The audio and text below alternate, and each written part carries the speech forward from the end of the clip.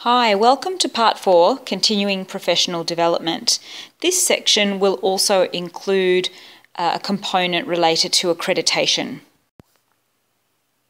Continuing Professional Development, or CPD as we often refer to it, is really a critical part of maintaining your professional knowledge and updating and improving your skills and ensuring that the highest quality of care is available and provided to your patients.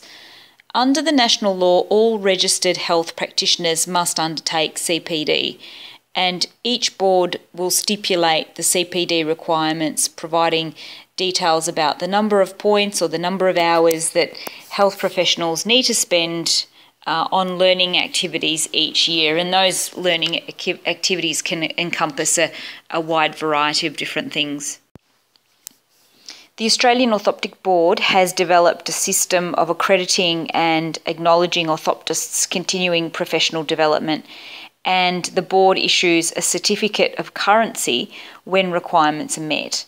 Now, it's important to note that various employers and organisations, for example, I said before, Medicare Australia, require that orthoptists are not only registered with the Australian Orthoptic Board, but also hold the certificate of currency.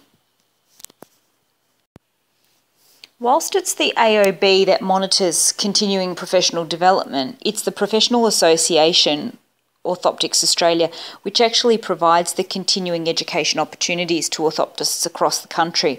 So, for example, Orthoptics Australia organises various meetings and conferences, and you would probably be familiar with our national conference, which usually occurs in November every year in a different Australian city. And so the AOB will allocate CPD points towards this. So this screenshot here shows a CPD opportunity held in Victoria, which was a retinoscopy workshop. So if you are a member of Orthoptics Australia, not only are you alerted to these CPD opportunities, but there is a subsidised rate for members. So your first task is to visit the Australian Orthoptic Board website and answer the following. What is an AOB certificate of currency? 2. How many points do you need to collect to be eligible for a certificate of currency? And 3. Download the points allocation guidelines document and list 3 activities that you think you could be involved in to maintain your currency after you graduate.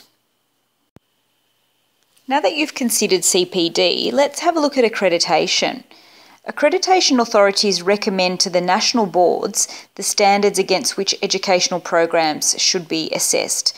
You can have a look at the AHPRA website for more information regarding specific accreditation authorities related to the national registration. Let's think now about orthoptics specifically. The Australian Orthoptic Board recognises the orthoptic programs which are delivered at La Trobe University and the University of Technology, Sydney, as providing suitable training for orthoptic students to gain entry-level competencies. As a guide, the Australian Orthoptic Board considers that Australian-trained graduates should meet the following competencies. Here is a list of the competencies. Now, you will also find a link to this list on LMS, and I won't go through every single word here because it's quite wordy, but for example, ability to work in a multidisciplinary healthcare team, communicate effectively with patients, including those from COLD backgrounds, their backgrounds, people that don't have English as a first language.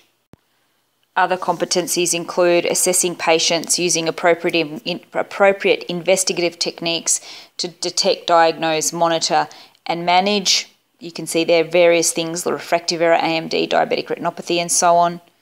Assess patients by applying specialised orthoptic investigative techniques to detect, diagnose, monitor and manage conditions such as binocular vision problems, amblyopia, strabismus and so on.